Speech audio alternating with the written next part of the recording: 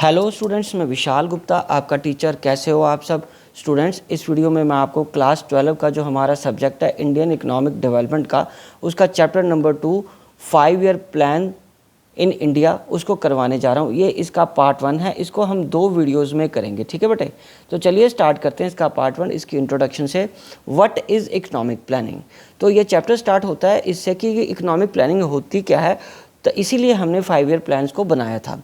तो economic plan refers to a system under which a central authority sets a set of targets and specifies a set of programs and policies to achieve those targets within the specified period of time। तो economic planning हम किसको कहते हैं? एक उस system को कहते हैं जिसमें एक central authority like planning commission India जैसे है इंडिया में, जिसको अब आजकल हम नीति आयोग भी कहते हैं, वो एक सेट कर देता है कौन से टारगेट और स्पेसिफिक प्रोग्राम्स या पॉलिसीज़ हमें चलानी है, बनानी है अपने टारगेट्स को विद इन स्टिपुलेटेड या विद इन स्पेसिफाइड पीरियड में अचीव करने के लिए। So, the principal focus is on the rational management of scarce resources। मतलब मेन ऑब्जेक्टिव किस पे रहता है कि हम अपने लिमिटेड रिसोर्सेज को किस तरीके से रैशनली उसको इस्तेमाल कर सकें।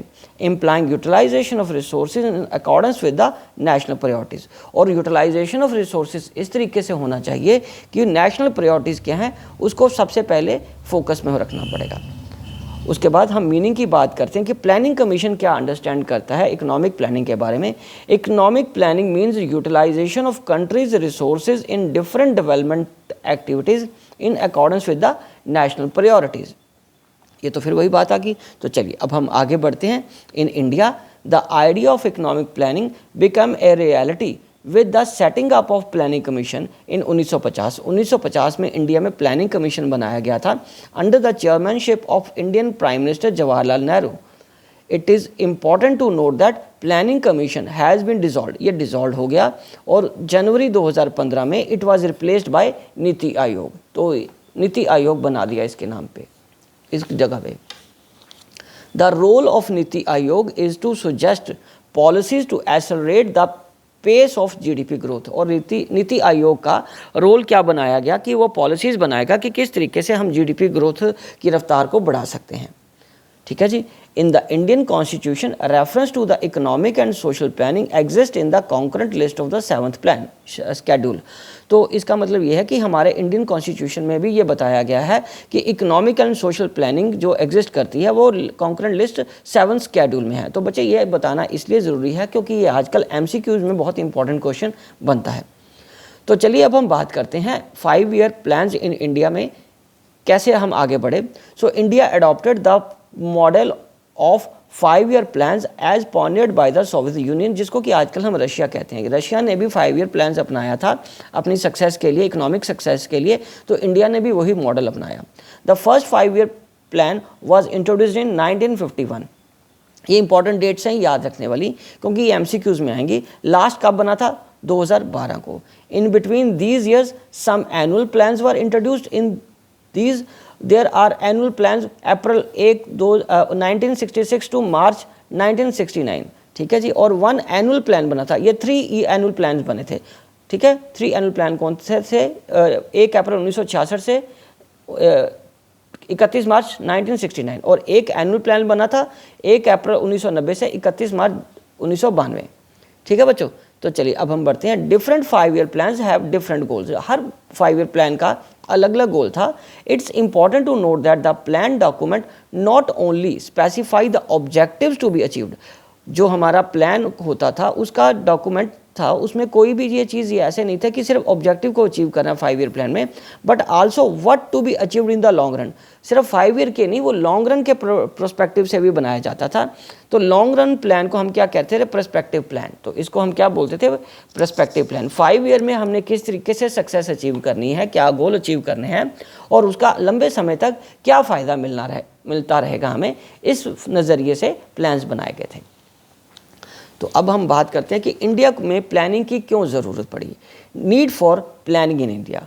India इनहर्टेड from British a backward and stagnant economy. जैसा कि आपको पता है, हमने पिछले चैप्टर्स में भी पढ़ा था कि हमें जो अर्थव्यवस्था मिली थी वो अंग्रेज़ों से, वो बैकवर्ड और स्टैग्नेंट इकॉनमी थी। It was backward as the level of output and productivity were low, क्योंकि लेवल ऑफ आउटपुट और प्रोडक्टिविटी बहुत लो थी। एंड इट वॉज स्टैग्नेंट, वो एक जगह रुकी हुई थी। As the GDP growth was dismal, क्योंकि जीडीपी की ग्रोथ बहुत कम थी।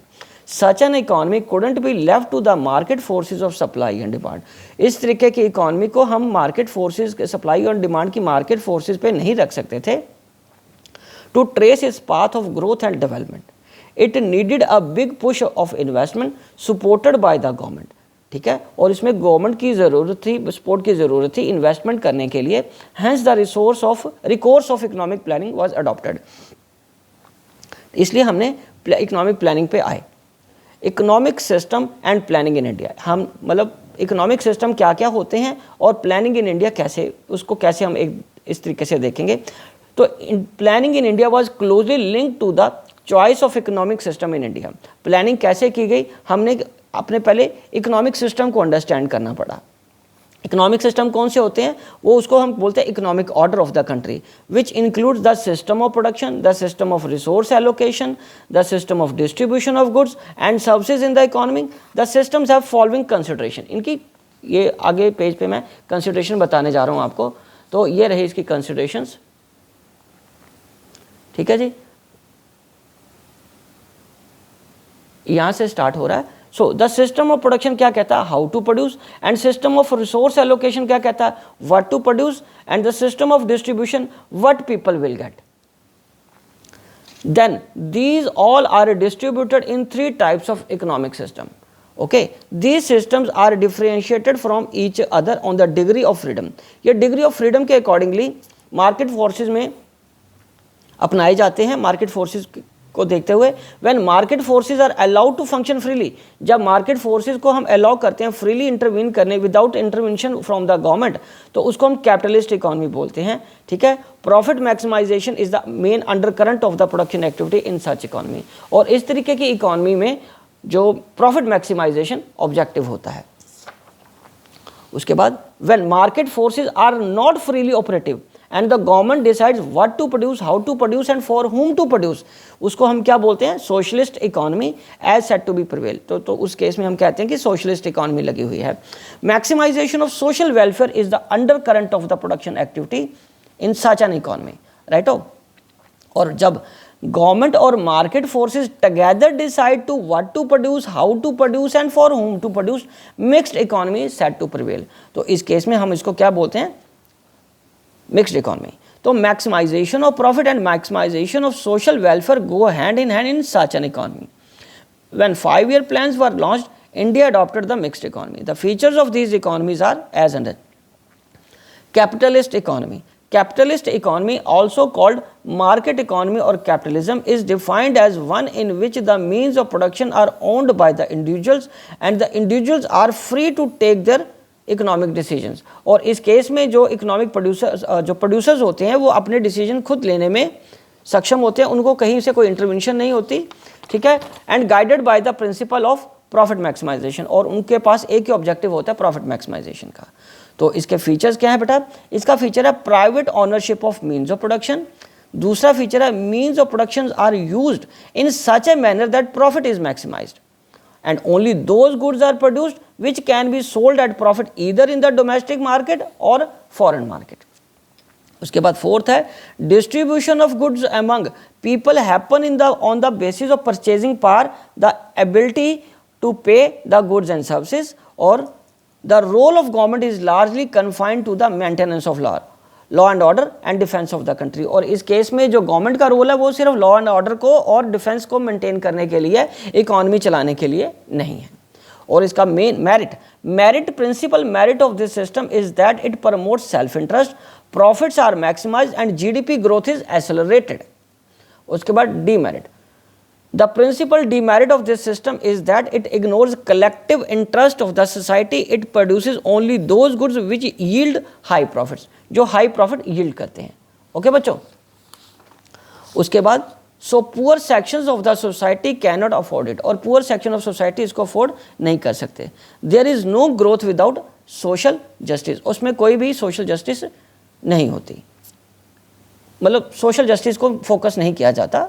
बट हमें ये चीज़ को देखना पड़ेगा कि सोशल जस्टिस के बिना ग्रोथ नहीं आ सकती, क्योंकि ये डीमेरिट है कि मेन इंटरेस्ट क्या होता है, प्रॉफिट मैक्सिमाइजेशन कैपिटलिस्ट इकोनॉमी का, और सोशल जस्टिस को इग्नोर करते हैं। बट सच्चाई ये है कि सोशल जस्टिस के बिना ओवरऑल ग्रोथ आप अचीव नहीं कर सकते।